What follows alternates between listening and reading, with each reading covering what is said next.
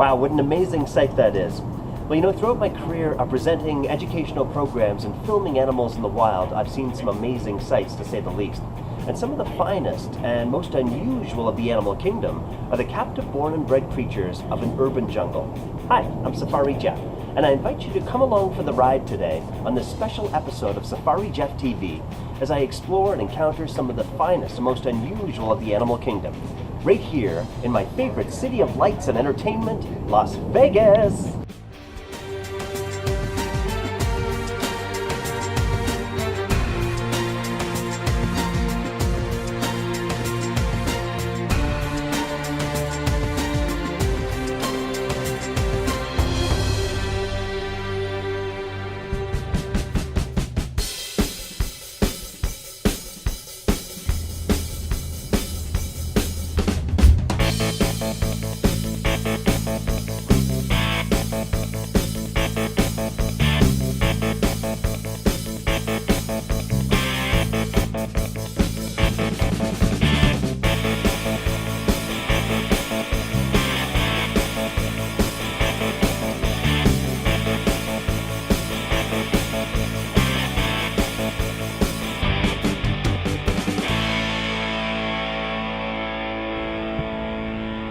Well, my friends here at Exotic Pets have invited me down to check out some amazing animals.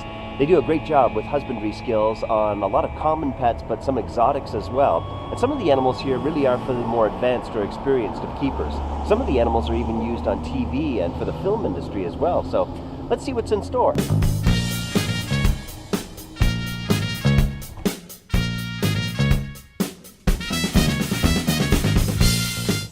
Well, you know, I can still remember my very first experience ever seeing an albino diamondback rattlesnake. What an amazing animal. My first experience with these creatures was spotting one in a serpentarium in Florida, and the image has always stood out in my mind. Of course, these rattlesnakes are not threatened nor they are endangered in the American Southwest, but an albino would be a very rare sight indeed. And albinos wouldn't survive in the wild, easily spotted by a predator in the first few moments of life. But in this case, a great attraction for any zoo or serpentarium, or perhaps even an animal you'd see on a movie set.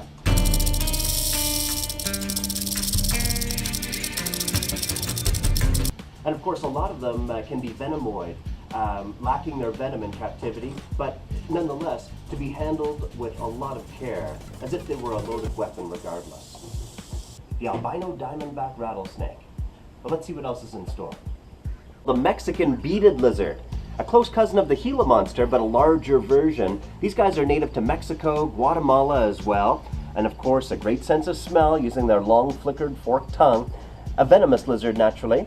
These guys chew the venom into their prey. The skin texture is amazing with these guys, giving them the name the beaded lizard, of course. The back scales are very hard and armor plated, but the side and belly is very soft. So they protect that, of course. As a venomous lizard, they can be fairly aggressive, especially on a hot day in the great outdoors, and they can grow to quite a large size, one of the largest lizards in the Americas. A large male beaded lizard can weigh in at 4 kilograms. A female is about half the size, and a female can lay anywhere from 3 to 13 eggs after their breeding season during February and March. These guys today are an endangered or threatened species in many parts of Guatemala and Mexico, as they've been killed off out of sheer fear of being a venomous lizard or a menace to a community. So today a rare sight in the wild. But nonetheless, beaded lizards have been bred quite successfully in captivity. Some experts have mastered the technique of the husbandry and care of the Mexican beaded lizard, one of my favorites. Well, this one's pretty interesting, a red-tailed green rat snake.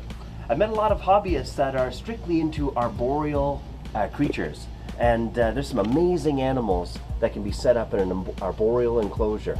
Red-tailed green rat snake. These guys put on a bit of a display, puffing up their neck when intimidated, but obviously, as you can see, would blend in so well to their surroundings, so well camouflaged.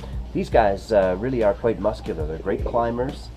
And rat snakes are really a big family. There's quite a variety of different species, but this one is certainly unique to the group. The red-tailed green rat snake.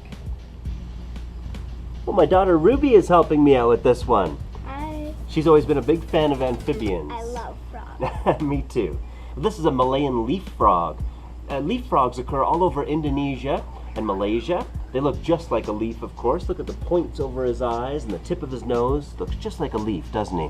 These guys are insectivores. They eat just about anything that moves on the forest floor, and more of a terrestrial species of frog. They would live in the drier forested regions, where they can blend into their habitat. But we'll let this guy get back to his habitat. Kind of a damp surrounding for him, right? What a neat guy. This is a Malayan leaf frog all over Indonesia and Malaysia. Wow, he's a hopper. We got him. All right. He's a great hopper, isn't he? Just, let's... Ooh.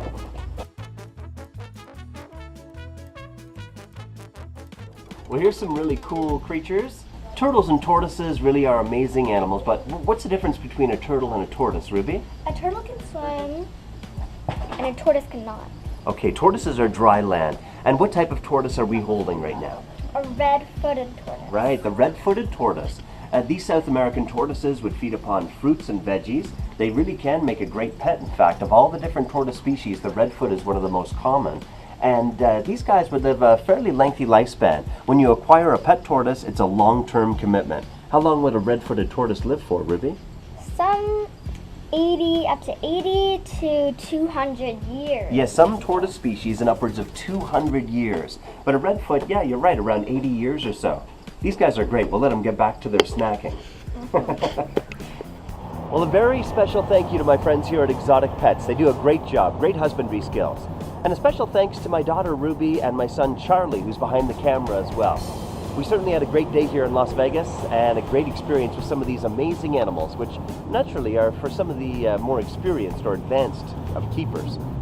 We'll see you next time here on SafariJeffTV, and thanks for watching.